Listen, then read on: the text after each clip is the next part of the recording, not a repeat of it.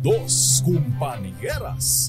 Eto na ang mag-partner na mas paliliwanagan tayo pagdating sa batas.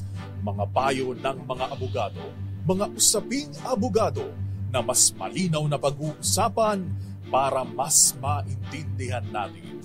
Kumpanyera ng Bayan, si Attorney Rina Seco at ang Panyera ng Bayan, si Attorney Cam, Cheryl Adami Molina. Dos Kumpanieras sa DZRH Radio, DZRH TV at DZRH Online. Bago mo kasuhan, bago ka pumirma, bago ka makipagkasundo, makinig muna sa Dos Kumpanieras. Dos Kumpanieras. Naimbag nga rabi kada kayo kaamin. Ako po si Attorney Cam, Cheryl Adami Molina. Maayong gabi kaninyong tanan. Ako po si Attorney Rina Seco. Tuloy-tuloy sa pagbabalita. Tuloy-tuloy sa serbisyo. Sama-sama tayo, Pilipino. Magandang gabi sa iyo, Panyera. Magandang gabi sa iyo, Attorney Cam. Oo, in-adjust na naman nila yung ilaw. Ako na naman yung maputi. Hindi, maputi ka lang talaga at ako morena. Morena. Pero hindi ko ikinahihiya na ako sa akong morena. Ako naman kasi ay may dugong Spanish. Talaga? Lahat naman daw na maputi may dugong Spanish. Yun ang claim. Pero sabi nila, Panyera, ngayong buwan na ito, marami daw ang pera dahil buwan ng Disyembre. Dahil tomorrow, December 1 na, Panyera. December 1. Ilang araw Anniversary na lang, ng ano ko, pagkakaroon ko ng COVID. At syempre, pag maraming pera, di ba, tayo po ay naghahanap ng mga pwede nating pag-investan ng ating ipon, yung ating 13-month pay, yung mga ganyan, Panyera. At dito pumapasok yung mga nanlalamang. Taking advantage, Attorney Cam, oo. Dahil nakikiparte doon sa inyong 13th month pay, walang ibang pinagkukunan kundi ang panluloko. Manggoyo. Yan. Dahil ang topic po natin ngayon ay tungkol po sa sanglatira. Dahil usong-uso po ang sanglatira. Sanglatira scam. Yes. Dami kasi, Attorney Cam, halos everyday meron tayong nababalitaan or merong nababalita na nambibiktima ng mga trying hard na makapag-invest, Attorney Cam. Siyempre, kapag kaganito, gusto mo, yung pera mo, kumita din naman. Unfortunately, instead na kumita, parang naglaho na lang na parang bula dahil nga, merong mga manggagancho na naglipa na. Ang ginagawa po nila, isa sa mga scam nila, isasangla ng may-ari ang kanyang property, sanglatira, sa maraming tao, di ba? O yung iba naman, Attorney Cam, may mga pekeng dokumento, palalabasin na sila ang may-ari ng property or hindi man kaya palalabasin na meron silang authority o kapangyarihan o meron silang pahintulot para isang latira ang property, and yet yun pala ay lahat ay mga peke. So ano nga ba ang maaari ninyong isampang kaso sakaling mabiktima kayo ng sanglatira scam? At saka alam nyo po ba, kapag sanglatira, sino bang hindi maeengganyo?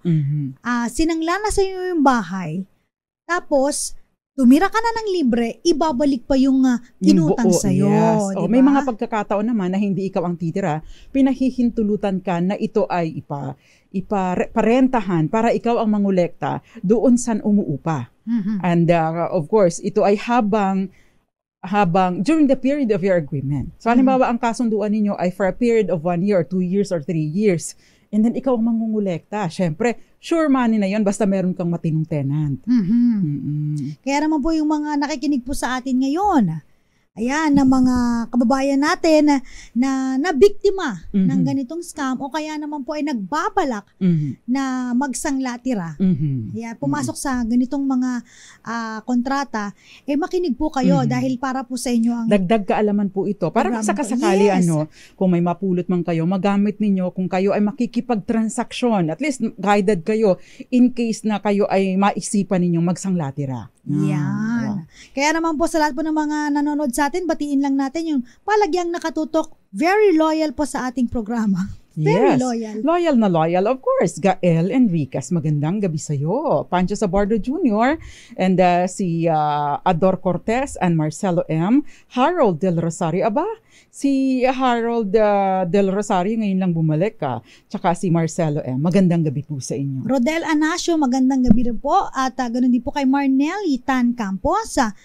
Aguinaldo. Oy, alam na. Christmas na ha. Kay ganun din po kay Saturnino Lauay Sr. Magandang gabi po sa inyo. Evit Sarmiento Escueta, ganyan din. Miss Roxanne Costo, nanonood sa atin si Eva Duquez, Zian Asen, and of course si Eduardo Narvaez, Gael Enriquez, Zian Kevin Roy, Eduardo Narvaez, Eli Abanta, Rudy Palma, and then si Ma'am Irene Almodovar, at of course Kenneth Arevalo, at syempre mawawala ba naman si Tita Ami Miraflor Garcia. Si Romeo Honrade Maramo, nanonood daw po sa may Bilbao. Tama po ba to? Bilbao, Spain? Sa Spain. Oy, maganda dyan. Si Eduardo Narvaez, ako rin po, loyal. Loyal ito sa Dos Compañeras. Yes. At saka syempre si Mami Belen Rivera. Ayan, si June Gache, good evening po. Marami po kaming natututunan sa programa nyo. God bless. Marami pong salamat. Ayan. Siyempre, simulan na natin, no? Pag-usapan po natin. Sa mga first time makarinig po ng word na sangla-tira. Yan. Hindi po sangla-tira ha, sangla-tira. Ayan. Ano po ba ang ano po bang kontrata nito na sangla-tira? Legal po ba ito? Yan. Unang-una, yes po, no? Kasi alam niyo naman, pag pumasok tayo sa kontrata, basta tayo po ay nagkakasundo, merong mutual understanding, parang mag-MU lang eh. Ayan. At, basta hindi labag sa batas ang inyong yes, kasunduan. Hindi labag. Oo, itong kasunduan na ito ay magsisilbing batas sa pagitan ninyong dalawa. At ang sangla-tira po ay kontrata kung saan ang dalawang partido na may-ari ng property ay pinapayagan ang nagpautang na tumira sa kanyang ari-arian sa napagkasundo ang panahon. Minsan 1 year, 2 years, kapalit ng kanyang pagkakautang.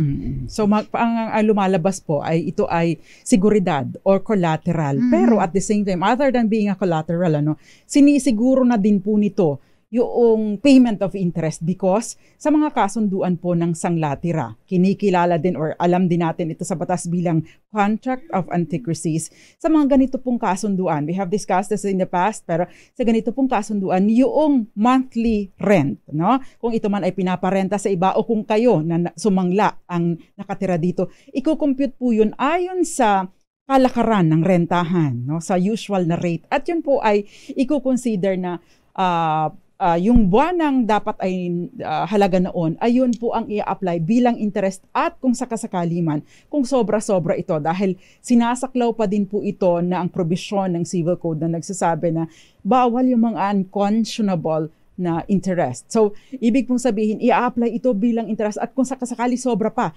i-apply ito. Unti-unti itong i-aawas doon sa payable o ibabayaran pa ng may-ari o yung nangutang. Yan. So, clear po sa inyo na again po, yung pumapasok po sa ganitong kasunduan, sila pa ay gumagawa ng mga kondisyon, patakaran na sa tingin nila, convenient para sa kanila at may kalayaan na silang pumasok sa kontrata at maglagay ng mga kung ano-ano dyan. Diba? Kung saka komportable, basta sinabi nga ng aking panyera, hindi dapat ito pinagbabawal ng batas, labag po sa public morals, public custom, public policy. Ayan, not contrary to law, moral, good custom, and public policy. Yan. So, paano naman ngayon, Attorney Cam, no? Kapag no, kung sakasakali man, paano naman pag nagkalokohan nga, nagka-scam na? Oo, ito, ay naku, December parang usong-usong ng scam. At saka, di ba viral na viral ngayon, yung mga hinuhuli sa mga entrapment, may mga investment kuno, tapos yung pala, kikita ng malaki. Kasi alam mo, kapag ka po kasi sinabing napakalaki ng kita, if it's too good to be true, chances are it is not true. Yun po ang tatandaan ninyo. There's no such thing as easy money. Kahit nga po pagtaya sa loto, pinaghihirapan eh. Marami akong nakilala na simula bata pa tumataya ng loto, nakamataya na, never nanalo sa loto. Kaya wala pong madaling pera. Ayan. Totoo po yan. Ako'y tumataya sa loto. Tumataya rin pala sa loto. Ayan na. At again, yung sangla po, pag sinabing sangla, again, ito po yung may seguridad, may collateral. Tapos kasama sa usapan po, of course, yung karapatan na yung lender po ay titira. Actually, meron din pong option na pwede niya iparenta. Yes. Yung property at kumita, di ba? Merong iba, sangla singil, yung ganon. Sangla kolekta. Ibig sabihin, at the time na nagkaroon ng sanglaan, meron ng tenant o habang may kontrata tayo, ikaw ang kukolekta doon sa renta mula doon sa naka-occupy sa property. Meron din naman pong kontrata na sangla bili. 'Di ba, Panyera, no? Kapag halimbawa isinangasa sa kanila tapos meron silang option na kung ibebenta ang property, sila muna ang first priority, yung nagsangla. Tapos syempre, yung total purchase price pa rin, 'di ba? Parang nasa konsepto na din ito ng rent to own except na mortgage to own. Pero yung sinasabi po natin na sangla tas automatic magiging may-ari pag hindi po nakabayad, mali po wala yun. pong ganon. Yun po ay tinatawag na pactum commissorium na ipinagbabawal po mismo ng civil code. Ibig sabihin, bawal po yung pag hindi nakabayad, automatic na nagmamay-ari or malilipat ang pagmamay-ari doon sa pinagkakautangan. Hindi po yun pinapayagan ng batas. Opo, kasi ito po yung maling konsepto na dapat po ay maintindihan ng mga nagsasangla at saka nagpapasangla. Kasi po ang konsepto na mayroon pang mga provision, Panyera, nakasulat na in case of default, hindi makabayad ang magiging may-ari na ay yung nagpasangla, no, Panyera, yung nagbigay ng pera. Nagbigay ng pera. Okay. Yun pong inyong kasunduan ay dapat ay naisusulat. Bakit? Kasi para po ma-annotate ninyo sa Register of Deeds, sa titulo ng property. At the same time, no, bakit pa mahalaga ito? Dahil po kung halimbawa na yung kasi may usapin ng interest dito, Attorney Cam, ano? So yung interest po, hindi po ninyo maipapataw kung hindi po written ang inyong agreement. Mahigpit po ang batas patungkol dito na nagsasabi na walang interest na maaring singilin o maipataw kung hindi nasusulat ang kasunduan patungkol dito. Kahit pa po meron kayong verbal agreement at nagkasundo kayo, o Attorney Cam, 10% per month. Sabi ni Attorney Cam, oh yes, okay ako. Pero hindi na isulat, hindi po ito maaaring i-enforce o ipatupad kahit pa dumulog kayo sa korte. Yan. Meron naman, Panyera, na ito ay true. Ayan, classic example, Panyera. Nagpasangla tirang may-ari ng property, pero naka-mortgage pala yung property sa bangko. Ang siste, hindi nakabayad ang may-ari, so na-foreclose pala ang property. Alam niya na na-foreclose ang property, pinasangla tira pa niya sa iba. So nung pinuntahan na ni sheriff yung bahay at sinabi na foreclose na nga yung property, yun na, nagalit yung nagpasangla tira kasi hindi daw niya alam yon. So hinahunting niya ngayon yung nagpasangla tira, hindi na makita, Panyera. Kasi po yung sa may mortgage wala po silang kinalaman, no, doon sa usapan po ninyo. Kasi sila po yung unang katransaksyon. Kaya nga importante kung kayo ay sasangla ng isang property under that kind of arrangement, itong sanglatira, kung kayo ang maglalabas ng pera sa sitwasyong ito, importante na malaman ninyo ano ang status ng property. Correct. Ito bang nagpapasanglatira sa inyo? Siya ba ang may-ari? Siya, pangalan niya ba ang lumalabas sa titulo ng property, sa mga dokumento? Sunod, kung halimbawa nasa pangalan niya ang titulo ng property, ito bang likod ng meron bang annotation? Meron bang nagre-reflect doon sa dokumento na ito ay merong claimant dito, meron ba ito ba ay may existing mortgage, ibig sabihin nakasangla kung kanino man? Kasi yun, kapag ka po merong annotation ng mga ganito, ibig sabihin nakalagay doon kung ano yung mga liens and encumbrances or yung mga sagutin ng property na naitatala doon sa record ng Registry of Deeds, yun po ay nagsisilbing warning sa inyo sa pakikipag-transaction ninyo. And therefore, since meron ng malinaw na naka-indicate doon na merong sagutin or pasanin ng property, yung mga karapatan ninyo bilang kayo ay sumusunod lamang, ay nakakabit pa rin doon sa kahit wala kayong pakialam doon sa transaction nila, nakakabit pa rin doon sa inyo, maaapektuhan ang inyong karapatan. Correct. Because you have been notified at meron ng existing na karapatan na nabuo bago pa kayo pumasok sa eksena. Again, tandaan po ninyo ang annotation, binding po ito sa third parties, no? Notice. It creates real rights. Yes. Ibig sabihin, binding ito kahit kanino. Notice to the whole world. Hindi lang ito sa pagitan ng dalawang partido, no? Kundi ikaw, kahit pa wala kang kinalaman sa transaction nila, ito ay parang apektado ka dito. Obligado ka na i-honor o igalang ang previous transaction, and therefore, yung karapatan mo ay nakabase lang sa magiging outcome ng kung ano man ang merong doong mga annotations. Yan. At sa mga nag-iisip naman po na manloko, manggoyo, ay pag-isipan po ninyo kasi naniniwala ko, may karma. Yan. At saka meron po yung legal consequences pag halimbawa kayo po ay binweltahan ng mga nabiktima po ninyo, especially sa mga scam na ganito. Kasi kung halimbawa, Panyera, marami kayong pinagsanglaang tira, tapos promise na, hindi, ano po, aalis na po yung nakatira dyan ng ganitong month. Pagpunta ninyo, nalaman nyo, marami pala kayo na nag-aabang doon sa property na yon. So, ano po ang maaari ninyong ikaso doon sa nagpasangla-tira? So, unang-una, di ba, Panyera, dahil kung meron po itong panluloko, panggugoyo, at isa pa, nagbigay kayo ng pera, dahil syempre nagpautang kayo, pwede nyo po itong kasuhan ng estafa. Di ba, Panyera? Dahil alam nyo po, ang estafa, medyo may mabigat na parusa po ito, at hindi lang po yan, no? Dito nakabase yung unang-una is yung merong fraud na nangyari, merong kalokohan, no? May panluloko at panggugoyo on the part po nung nagpasangla-tira sa inyo. Kung pinasok ninyo ang transaksyon dahil nga naniwala kayo sa mga magagandang salita nitong nagpapasangla-tira, ibig sabihin, gumamit siya ng mga panluloko, machinations, or kung anumang mga pagmamaniobra, or even to the extent na nag-falsify ng mga documents, then maaari po itong pumasok doon sa estafa, especially kapag kayo ay nakapaglabasan ng pera. Because ang kasama po, kakambal ng panluloko ay yung damage doon sa naloko. So ano yung damage sa parte mo? Yung nawalang pera na ibinigay mo sa kanya dahil nga nagoyo ka. So ang parusa po dito sa estafa, simple, plain estafa, ay nagdedepende sa kung gaano kalaki ang halaga ng na-damage or nasira na wala sa inyo. So habang tumataas ang halaga ng nakuha sa inyo, tumataas din po ang parusa. Up to as much as reclusion perpetua. Yan. So, yung mga na biktima, no? So, maaari po kayong mag-file ng complaint laban sa mga ganitong mga scammer.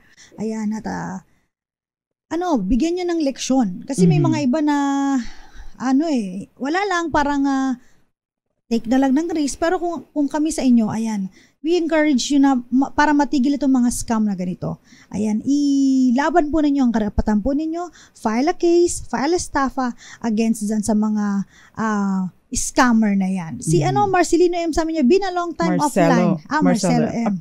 I would like to correct myself. Reclusion temporal, Attorney Cam, ang maximum period. Sabi niya, hanggang 20 years yun. Yes, been a long time offline due to Wi-Fi and predicament. Ito may reaction dito si Eds Maglakas. IWEEW, Invest, Wait, and Earn. Ito yung scam, Attorney Cam, na doon sa Marinduque na maraming nabiktima. Totoo ba yan? Kasamang nabiktima dito si Eds Maglakas at ang pati na din ang kapatid ko na hindi naniwala sa akin. Totoo ba? Meron sa amin, Attorney Cam, yung mga involved dito ay pending pa po yung kaso. Pero napakarami nito, Attorney Cam. I don't know if this is syndicated estafa, pero kasama ito. Yung naging sikat nung araw na ibalita ni Deo Macalma. At speaking of IWE, magandang gabi muna sa abogado ng mga nagsampa. Attorney Orly D and the rest, magandang gabi po sa inyo. At ang IBP Marinduque na nagtutulong-tulong para papanagutin itong nagkasala. Ano ba yung scam na yan, Panyera? Invest, Wait, and Earn. Magbibigay ka ng 1,000, magta times 3 times 4 ang pera mo. In just a couple of days. Tama ba ako, Eds Maglakas? Alkansya pa daw yun ng anak niya. Naku, Diyos Marios. Elaine Allensberg, magandang gabi sa iyo. Si Moonbeats at saka si Josie Villamor, magandang gabi. Okay, and of course, si Kenneth Villarosa Arceo at maraming iba pa. Nanunood din sa atin, Attorney Cam, si Joseph Abalos at Jerome Asuncion. Sabi ni Abigail Enriquez, naku, mag-MP2 na lang kayo. Doon ako nag-invest, mas safe pa ang pera ko. Ano yung sa MP2? pag-ibig ito, Attorney Cam. Okay. Kaya napaka-importante ng pag-ibig. Dito may tamang investment. Tamang investment. Hindi ka mag-iiyak, Itong uri ng pag-ibig na hindi mo iiyakan. Oo nga, times 3 nga daw ang at balik. hindi ka iiwanan. Kasi mga investment times 3 ang balik, syempre nainganyo kapanyeras, pero wala naman talagang bumabalik. Totoo. Uy, magko-commercial na tayo. Oo Ano nga, ba? mabalik po ang Dos Kumpanyeras. Ilan po munang mga paalala. Diyan lamang po kayo, nakakasama pa rin po ang mga panyera ng bayan. Attorney Cam Cherry Ladami And Molina. of course, Moonbeats, Tony Licaros, Alejandro Ediosos, at kay then Luis Catain, Mami Belen Rivera. Ako naman po si Attorney Rina Seco. At kami po ang Dos Kumpanyeras. Dos Compañeras. Yeras. Kasama pa rin po ang mga panyera ng bayan, Attorney Cam Cherry Ladami Molina. At Attorney Rina Seco. At kami po ang Dos Dos Kumpanyeras. Compañeras. Para may sumasabit sa ano ko. Apektado ka kasi ng Katniel breakup. Oo nga, walang Oh, forever. walang forever. Buti pa ang MP2. Oo, ang pag-ibig. Ang pag-ibig ng MP2. Meron Ang MP2 ng pag-ibig meron. Tsaka maganda daw mag-invest. Ayan. Anyway, pinag-uusapan po natin yung mga investment, yung mga scam na may kinalaman po sa sanglatira. Tsaka generally, yung mga scammer na banggit natin, no? Ang dami po nagbabaral Marami ngayon ngayon attorney cam ng mga scammers kasi syempre ang mga tao may pera. lahat nagkukumahog na kumita, no? Dahil sa hirap ng panahon ngayon, di ba? Sino ba naman ang yayaman kapag sabi nila empleyado ka lang? So kailangan meron kang pang-invest. Extra. Kaya lang kasi kung ikaw naman ay empleyado at tagahanap ka pa, gawin mo pa rin yung legal. Doon ka sa legal para wala kang sabit. Ayaw natin niya yung may sabit, di ba? So ito, may mga questions po kayo. Pwede po kayong mag-message sa amin sa DZRH News Facebook Live, DZRH News Television, at DZRH Dos Compañeras Facebook page. Yan. Ayan. So, magandang gabi po sa lahat ng mga nanonood sa atin, yung mga loyal sa atin. Ayan. Sabi rito, Panyera, kami po ay nagipit. Kaya pinasanglatira namin ang aming bahay sa halagang 250,000 pesos. Alam mo sa sanglatira, medyo may kalakihan talaga ito. Nag-range siya 100,000 to minsan nga 500,000 Panyere. Depende kasi sa Laki sitwasyon o dun sa physical appearance ng bahay, gaano kalaki, lokasyon, ayan. Pero sabi dito, sila po ang nag-draft ng kasunduan. Nakalagay po sa sanglatira na kontrata na kapag hindi kami nakabayad within 2 years, sila na daw po magmamayari ng bahay at lupa at babayaran na lang nila yung kakulangan. Papaano po kung hindi kami makabayad? So, i-check nyo pong mabuti kung ano ba yung kasunduan nyo. Sanglatira o sanglabili. Diba? Kasi kung sanglatira po yan, hindi po pwede silang automatic na maging may-ari ng bahay at lupa. Pero kung sanglabili, may option sila na kung ibibenta nyo ang property, sila yung first priority na maaaring bumili ng inyong bahay at lupa. So, pag sanglatira po, wala pong automatic na dapat sila maging may-ari ng property. Although take note po, kahit po may sanglatira kayo, pwede po pa rin itong mag-lead into bentahan. Paano? Magandang may provision doon na naka-indicate na dadagdagan yung value. Kasi ang pinagbabawal po doon sa ang rason or ang dahilan kung bakit ipinagbabawal ang pactum commissorium ay dahil po luging-lugi yung may-ari, no, ng property na isinangla, no? Pero kung may provision naman kayo na nagsasabi na yung kakulangan, no, ay ibibigay, babayaran, that means to say magkakaroon ng adjustment as to purchase price.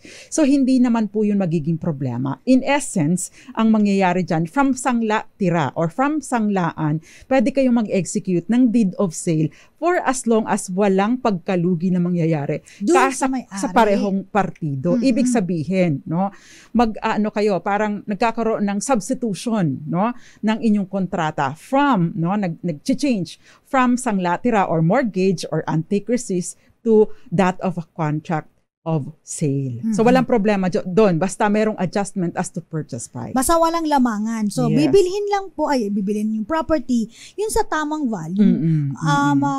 Kung kayo po yung magkasundo ng discount or whatever, so bahala na po basta kayo hindi nagkakatalo at hindi kumbaga may discount pero not that big, no? Para to the point na magkakaroon ng pagkalugi ang isang partido. Itong question ay merong question dito si Kenneth Arevalo. Sabi niya, pwede bang isang tira ang bahay na hindi pa nababayaran ng buo? Ayan. Actually, wala namang problema dyan, for as long as nagkakasundo kayo. Pero kung ikaw ang sumangla, no? Again, malalaman mo na may mga restrictions at kung sakasakali man, mahihirapan kang i-foreclose kasi eventually, pag hindi nakakabayad yung alam mo, may arrangement kayo sa pagbabayad, no? Pag dumating yung pagkakataon na hindi talaga siya nagbabayad at gusto mong i-foreclose, no? May limitasyon ka. Bakit? Dahil kung hindi pa bayad ng buo ang property, ang karapatan mo ay nakabase lamang doon sa karapatan ng nagsangla sa iyo. And therefore, since merong prior right or merong existing right, yung pinagbilhan or unang pinagkakautangan noong may-ari, no? At subject yung property nila ay subject pa ng mga restrictions o ng lien or encumbrance na na-create, no, during the purchase of the property. So lugi ka doon. Alam mo minsan, no, naalala ko lang Panyera yung pinag-uusapan yung scam. Mamaya may kukwento ka about sa mga scam na yan. Minsan hindi mo makita sa taong to na kausap mo kung siya ba ay truthful. Marami namang ganun, attorney. Kaya you have to double check talaga yung mga documents. Kasi yung mga public documents, hindi yan nagsisinungaling. Diba? Huwag kayong maniniwala sa ganda lang. Tsaka sa bulaklak ng bibig. Oo, maraming magaling magsalita, no? Kaya nga yung iba napapaibig. Hugot yun. Hugot. Hindi, I mean, marami naman, sa lahat ng sitwasyon, attorney Cam, nagmamatter kasi, no, yung galing sa negosasyon, no? Kaya yung mga mabulaklak, matatamis ang dila, matatamis magsalita, marami itong naluloko, kaya pag-ibig man yan, o kontrata, o investment, o sa pagtatrabaho, no? Ayan. So, yun ang dapat na pakaiingatan natin. Itong question, ikaw ba or ako? Ikaw na, Panyera. Okay. Ang tanong ay ano yung pwedeng ikaso? Binanggit na ni attorney Cam yung estafa. May mga pagkakataon, idagdag ko lang, na kapag ka po halimbawa gumamit, hindi ito ang totoong may-ari ng property o kaya naman ay gumawa ng peking dokumento para ipakita sa inyo at therefore nainganyo kayo. Yung mga pagpepeke po ng dokumento, ayun po ay falsification, no? Na iba pong, isa pa pong separate na kaso kung ang titingnan, ang pagbabatayan ninyo ay ang revised penal code. Pero kung yun pong pagpepeke ng dokumento at ginamit ang pagpepeke ng dokumento para makapang-scam, para makapang-estafa, para i-estafa kayo, ito po ay iisang kaso na lamang. Pero may tinatawag po tayong under sa Article 48 ng revised penal code, complex crime. No, anong ibig sabihin nito? Hindi po sila itatry or lilitisin bilang dalawang magkaibang kaso, kundi isang kriminal na kaso na complex crime of estafa through yung halimbawa use or falsification of documents. So pwede din namang use of falsified documents. So iisang kaso na lamang po ito, pero ang gagamitin yung tawag doon, ang magiging parusa ay kung alin yung sa dalawang kaso na ito yung mas mabigat at pupunta doon sa maximum period. So ganoon po yun. Kasi meron po yung maximum, minimum, medium at saka maximum. Ayan. So kumbaga ay parang aggravating circumstance ang dating, no? Napapataas ang parusa kapag merong aggravating circumstance. Yan. Ito, sabi naman dito, pwede po bang i-mortgage yung mamanahin ko na apartment sa aking magulang? Nag-promise po sila na ibibigay naman po nila sa akin yon. Kung kailangan ko po ng pera, pwede ko po bang tira yung aming apartment? Ayan. Ito yung mga masyadong nagmamadali, no? Atat, no? Again po, yung future property cannot be the object of the mortgage. So kung halimbawa po na mamanahin, expectancy pa lang po yun. So, again po, in Kuwait right pa lang meron ka. Kung sino po ang nakapangalan sa titulo, siya po ang dapat makipag-transact. Kung pumayag yung parents mo, halimbawa, pumayag yung parents mo, sila ang makikipag-transact dun sa taong papasok dun sa sanglatira. Or, via special power of attorney. Yes, bigyan kanilang SPA na pinapayagan kanila na magpasanglatira. Pero, hindi po pwedeng ikaw mismo nang hindi alam ng magulang mo na may-ari ng property dahil feeling mo, bibigay naman sa'yo, nag-promise na ibibigay sa'yo, ikaw na yung may kapag-transact na parang feeling mo ikaw na yung owner. Itong sagot ni Attorney Cam dito sa sitwasyon, sa kasong ito, sa question na ito, pareho lang doon sa question kasi ni Maybell Domingo na paano po kung anak ang nagsangla tapos hindi alam ng magulang, nakapangalan pa ang titulo sa magulang, valid po ba ang pagkakasanla ng anak? Yun ay po yun, yung sagot ni Attorney Cam, no? Without authority, no, ay wala pong invalid or void po yung inyong kasunduan. Maliban na lamang kung halimbawa patay na ang mga magulang mo, pagkatapos hindi mo pa nasisettle ang estate and therefore nandun pa sa magulang mo ang titulo ng property pero solo kang tagapagmana, so sa'yo na ang property at the moment of death. Yun nga lang, ang papeles ay nandun pa. Nakapangalan pa dun sa magulang, then there should be no problem. Kaya po yung mga papasok sa mga ganitong kontrata, yung mga magpapautang, no, you have to check sinong may-ari, anong circumstance dun sa bakit siya nagki-claim ng karapatan na siya may-ari kahit hindi siya yung nakalagay sa titulo kahit yung magulang niya, no? So importante po 'yon. Ito may question, Attorney Cam, si Gladys Flores regarding po sa Sanlatira. May nagsanla po sa amin ng bahay. Ngayon po namatay yung nagsangla at naiwan po ang asawa niya at isang anak. May habol pa din po ba kami sa isinanlang bahay kahit patay na po yung nagsangla sa amin? Ayaw po kasing bayaran ng asawang lalaki dahil wala daw siyang alam doon. May notarized contract po kami. Mababalik pa din po ba sa amin ang pera na pinagsanglaan? Okay. Sa ganito pong pagkakataon, lumalabas ito kasi mana no? Hindi po nawawala ang inyong karapatan na makapaningil, no? Just because namatay na yung nagsangla sa inyo or may pagkakautang sa inyo. Maari po ninyong ipakarga ito doon sa estate, ibig sabihin sa mga naiwang ari-arian ng namatay na may pagkakautang sa inyo. Now, kung halimbawa po ay dinidedma kayo noong tagapagmana na sinisettle ng estate, no? Pwede po kayong dumulog sa korte para dito or pwede po kayong mag-foreclose, no, ng inyong sanglaan. Ano ibig sabihin nito? I-foreclose na ninyo ang inyong ang mortgage, no, dahil ito ay in the form of mortgage collateral, no? Pwede po ninyong i-foreclose ang mortgage and therefore isusubasta ang property na ito at ibabayad doon sa pagkakautang sa inyo. Ayan. Ito naman Panyera, Attorney Rina, Attorney Cam, ano po bang pinagkaiba ng sanglatira sa pasalo? Okay. Ang pasalo po, no, iba po 'yun, no. Ibig sabihin po noon, hindi pa bayad yung property, maaari ito'y naka-mortgage, nakasangla sa isang financial institution, hinuhulugan pa. So, ikaw yung mag-a-assume ng utang. So, babayaran mo yung remaining balance dun sa financial institution, basta papayag sila. At yung mga ibinayad noong original may-ari, na ibayad na, yun ay babayaran mo din. Correct. Tapos yung naiiwan, yun ang huhulugan mo. Tama. So, basta as long as pumayag yung mortgager, wala pong problema itong sa mga pasalo. Kaso nga lang, no, ang medyo may kahirapan lang dito kasi Panyera, yung mga paper na mga requirements, tsaka maganda lang dito, ang nakikitong advantage, medyo mas mura pag mga pasalo. Yeah. Oy, sabi ni Miss Violeta Montecalvo Zambrado, I miss you both. Hello. Hello po. Ngoyong Montes, magandang gabi, mga nanonood sa atin sa Bulacan. Of course, Boboy ng Puerto Princesa, Palawan, magandang gabi po sa inyo. At yung iba pa natin, Ate Lily Barade at Ate Ching Elag. Ito may question dito si Ruby Manso. Itatanong ko lang po, sakali po bang gusto ng tubusin ng may-ari ang isinangla kahit hindi pa tapos ang kontrada? Pwede po ba yon? Yung mga ganito ay napag-uusapan. Depende sa inyong usapan. Actually, advantage sa iyo yun, di ba? Dahil makukuha mo na yung pera mo. Yun nga lang, shorter, halimbawa, kung halimbawa naman, may stipulation kayo na pag binayaran ng mas maaga, ay magpapatuloy pa din until such time, no? Yung paniningil ninyo or pagtira ninyo sa property until such time na matapos yung kontrata niyo, pwede din po yun. Pero again, wala pong nagbabawal dito dahil ito naman ay sakas, kumbaga ay depende sa inyong mapapagkasunduan. Yan. May question din dito. Ayan, batiin ko lang po. Sino ba to?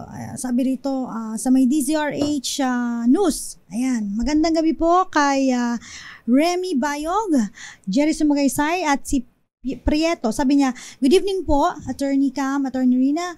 Ask ko lang po, kung patay na po nabigay ng power of attorney, may power po ba yun? Okay, thanks po.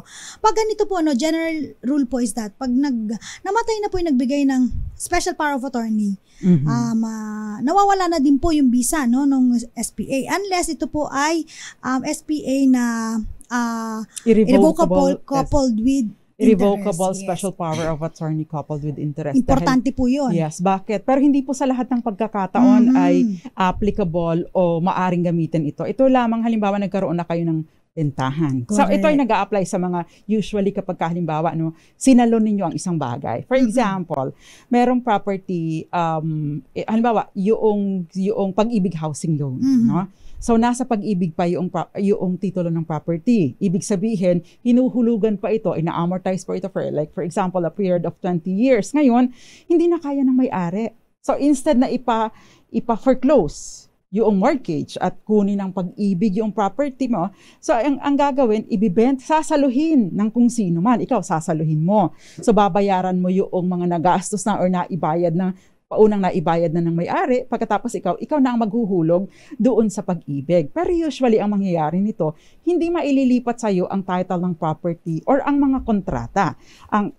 Labas dito ang pag-ibig. Ang mangyayari lang, mag-execute kayo ng deed of sale or kung ano man, no? Or pasalo agreement. At the same time, yung inyong kailangan ninyo ng irrevocable special power of attorney coupled with interest. Bakit? Kasi later on, kapag natapos na ang paghuhulog, hindi naman kasi i-release sa inyo ng pag-ibig yung dokumento because hindi ikaw ang pinangalanan doon. Now, sasabihin mo, inisyohan po ako ng special power of attorney, but then kapag namatay yung may-ari, so revoke na o totally wala ng visa yung SPA. Kaya nga sinasabi na irrevocable o hindi maaaring bawiin na special power of attorney dahil ito ay may interest ka dito. Dahil bakit? Kasi binenta na sa'yo. And therefore, it survives kahit pa namatay, nasiraan ng ulo, naging incapacitated, or nawala na totally, hindi na makontak. Kasi chances are, kung special power of attorney lang ito, pag kinuha mo na yung document, hindi ka sasabihin sa'yo, matagal na pala ito. So therefore, humingi ka ng kopya kasi baka patay na. And therefore, wala na itong visa. That is why, importante, irrevocable special power of attorney coupled with interest. Ayan, napahaba ang explanation ko. Yes, thank you so much, Panyera. Maraming salamat. Magbabalik po ang Dos Companyeras. Ilan po munang mga paalala. Diyan lamang po kayo, kasama pa rin po Attorney Cam Cherry Ladaming Molina. At ako pa, Attorney Rina Seco. At kami po ang Dos Companyeras. Oras po natin, alas 7:15 ng gabi.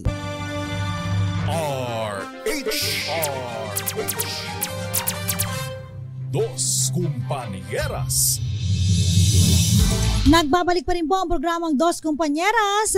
Pinag-uusapan natin ang tungkol sa sanglatira at iba't iba pang mga scam. Kasama pa rin po Attorney Cam Cherry Ladaming Molina. At Attorney Rina Seco. Ayan, merong nag-message dito, Panyera. Basahin ko lamang sa DZRH News. Sabi niya, ang hipag ko po ay nakahiram sa akin year 2016 ng 10,000 pesos. Ayan, sabi niya. Pero nakatira po kami sa lupa niya. Kaya sinabi niya sa akin na wag na daw po kami umalis sa lupa niya. Dahil sa oras ng pangailangan niya ay hindi daw ako nag-alinlangan na pahiramin siya. Kaya lamang po, ang kinatitirikan ko ng bahay ngayon na pinahiram niya ay wala pong papel. Wala daw silang kasunduan. Okay. So, ano daw po ba yung kanyang habol doon pag kinuha yung property? Okay, pag ganito po, no? Kayo po ay parang naka-held interest lang po sa inyo ang property, no? O hinahawakan nyo lang. Hinahawakan parang, lang po.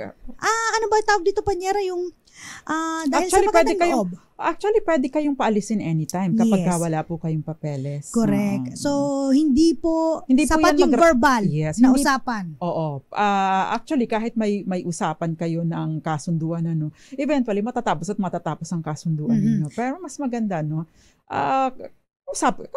usap na kayo kung paano ba. Kasi mahirap, Attorney Cam, yung biglang, halimbawa, magkasamaan kayo ng loob or gagamitin ng property, sasabihin sa inyo, gagamitin namin, umalis ka na.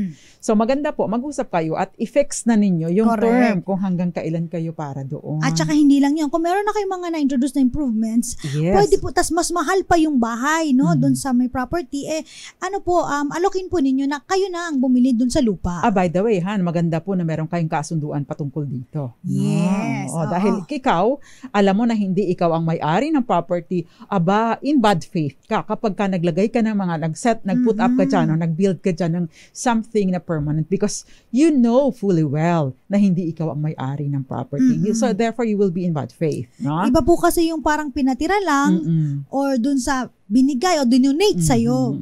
At the expense of 10,000 pesos, medyo maliit. Masyadong maliit yun. Yun. Pang isang buwan lang yun. Parang renta ng 1 month. Oo, ayan. Hindi rin po ito magra-ripen into ownership. Ha? Correct. The fact na sinasabi ninyo na pinatira lang kayo, ibig sabihin wala kayong claim sa property. Ayan. Ito mayroong punto dito. Magandang gabi po. Anita Martires Tudao sa Tuguegarao City, Cagayan. Ay, magandang gabi po sa mga taga Tuguegarao City. Judge Dennis Mendoza, magandang gabi sa iyo. And of course, yung hepe dyan ng police, Attorney Cam, nakalimutan ko na yung pangalan pero napakabait. Maganda. Kasi nag-assist siya sa atin. May concern tayo dati sa station yun. Okay. Magandang gabi po sa inyo. Attorney, ganun din po sa amin. Naghulog kami at double sale. Hindi na po ibinalik yung pera. Yun ang problema, Attorney Cam.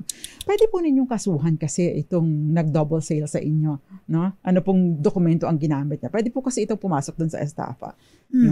Ilang taon po bang prescriptive period para maipatupad ang karapatan tungkol po sa kontrata ng mga sanglaan? Okay. Mga ano po to, no? Pag sanglaan, 10 years po, no? Dapat nakasulat po, meron po kayong in writing, nakanotaryo po. Ayan. So, pwede po yan habulin up until 10 years. 10 years from the time na mag-ripen into actionable, Yes. mag-ripen na yung inyong action. Ibig sabihin na ngayon kayo nagsanglaan, ngayon ang count. Hindi. Correct. Halimbawa po, naka-term doon ang inyong agreement na 3 years. So after 3 years, at Doon hindi ang pa siya, bilang. doon po ang umpisa ng bilang. Magandang gabi po, Lando, dahil loyal din daw po siya sa atin. Eva Robles, magandang gabi po sa inyo. Si Edwin Pamanian, sabi niya, bakit po kayo lagi naka-mask? Pasensya na kayo, hikain po ako, mahina ang katawan. Kung gusto niyo po ako makita, meron po akong Facebook page, Attorney Rina Seco, nandun po ako. Si Juanita Rocabo, sabi niya, very educational po. And to all people, both amazing. Sabi niya, charming, wow. Thank you po. Ano daw tayo? Thank you very much. And of course, ang ating mga taga-engineering department, Central Engineering Department, especially Zaldi Kitalag, magandang gabi sa inyo. And Engineer Abet Songko, nanonood sa atin dito nanonood dyan, naka-on ang TV sa taas, naka-Facebook pa, Attorney Cam. Thank you so much po. Ito na lang sa akin, last. Isinangla po ng kamag-anak ko ang lupa na pinagkatiwala ko lang po sa kanya. Pinasangla, tira niya sa kakilala niya. Pwede po bang mahabol yun? Yes po, no? Again po, hindi po maaaring isangla ng hindi may-ari ang property nang wala pong special power of attorney. Kung wala po kayong in-issue, pwede niyo pong habulin po ninyo. Kaya nga, ingat-ingat sa mga minsan kamag-anak pang gumugoyo sa atin, masakit. Ito, Attorney Cam, may question dito si Sally Bacon, ano bang surname mo? Bacon, paborito ko yung bacon. Sally Bacon, ang arrangement po namin ay sanla collect. Sinangla po sa amin at may agreed amount na ibabayad ang nagsangla kada buwan sa loob ng 2 taon. Paano po if hindi tumupad sa kasunduan ang nagsangla? Tsaka paano po kung after na maisangla sa amin, isinangla pa din pala sa iba ang bahay? Ayan. So ito po yung question ko. Registered po ba ang inyong sanglaan? No, importante po na pinarirehistro ninyo ito. Bakit? Kasi kapag ka po, yung sanglaan ay hindi ninyo inirehistro at isinangla sa iba, abay hindi po maaaring, kumbaga ay mahihirapan kayong mapanaig ang inyong karapatan dito dahil hindi ninyo inirehistro. Ibig sabihin walang prior warning to other parties na isangla na sa inyo ang property. So maganda na kung meron pang pagkakataon, i-register na ninyo. Now, ano naman po ang kasunduan ninyo tungkol sa default in payment? No? Kung kayo po ay pumapasok sa ganitong arrangement, isama po ninyo ang arrangement ninyo pagdating sa default. Anong ibig sabihin yun? Yung may delay sa pagbabayad or hindi nagbabayad, ayon sa inyong napagkasunduan. Kasi kapag ka po, halimbawa, 2, 3 na ang default, 2, 3 buwan na ang default, hindi nakakahulog, maari pong magkaroon kayo ng agreement or stipulation na sinasabi na may karapatan na kayong i-foreclose ang mortgage at hindi na dumaan pa sa korte para litisin or husayin ang inyong kaso. Ibig sabihin magkakaroon kayo ng extrajudicial foreclosure of mortgage. Yun po ang dapat ninyong tatandaan para makaiwas na kayo sa litigation or mahabang proseso na mangyayari kung sakasakaling mag-judicial foreclosure kayo. Now, yun pong kolekta doon sa nagre-renta, ay maganda po na notify ninyo siya na meron kaming kasunduan na ganito at sa amin kayo magre-remit ng bayad sa renta. So, dapat malinaw din sa kanya. Kung kanino magbabayad. Yes. Kasi may ba dyan, nangongolekta, Pero hindi naman pala siya, wala siyang kapangyarihan, wala siyang authority na mangolekta. Totoo. Yan. Si Nono, sabi niya, good PM plus kumpanyeras, medyo mahirap po pala ang kaso na pinag-uusapan natin. Hindi naman po mahirap. Ano po? Mahirap lang kapag hindi ninyo dinodocument. Oo. Mahirap siya kapag pupunta na kayo sa korte at wala man lang kayong mga papeles. No, 'di ba? Kaya importante sa atin yung laging may alam at merong proper documentation. Correct. Ayan. Tsaka yung sanglatira, again, ito po ay very common na ngayon. So yung mga nagpapasanglatira, ganun din po sa mga pumapasok sa ganitong kontrata.